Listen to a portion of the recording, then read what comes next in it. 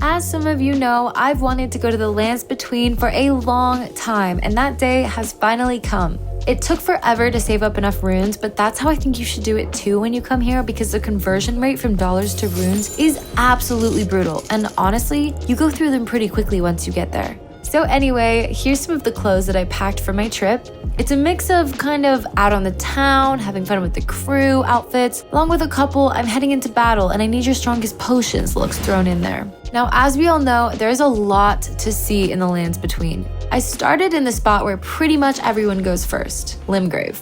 It might seem a little bit basic, but I spent all of day one there because there is literally so much to do. There was this really nice lady who let me borrow her horse for free. I know. She said his name is Torrent and I just love him. He can really do it all. Galloping, jumping, charging towards your enemies. You know, everything you wish your horse back home could do. Just kidding, Sebastian, I love you.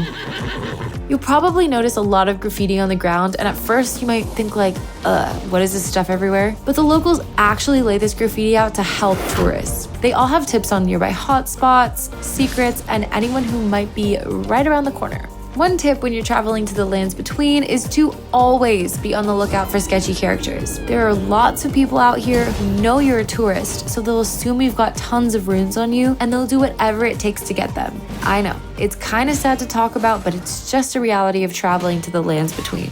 Now this is Caelid. You can tell by its beautiful red sky. At first, it's like the most terrifying thing you've ever seen in your entire life. But I swear you get used to it and even start to appreciate its horrifying beauty.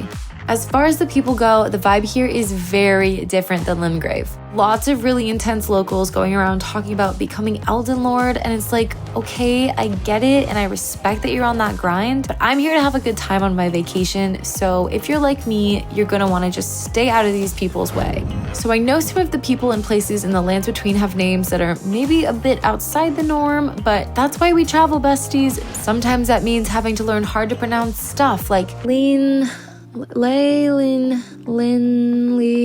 Anyway, this is the royal capital and the architecture is just so beautiful. My key takeaway is that the kings and queens in the lands between were absolutely living before, all the wild stuff that happened with the endless wars and you know what, let's talk about something else. I had to leave shortly after filming this anyway because these guards made it pretty obvious I wasn't supposed to be here in the first place. It's not like there was a sign telling me not to go there, but nothing ventured, nothing gained, right? So if you're maidenless like me and you're looking for a place to visit, definitely go to the lands between. It's not exactly relaxing, but at the same time it sort of is. It's hard to explain. You just have to experience it for yourself. I hope you make it there soon. Oh, and remember to like and subscribe.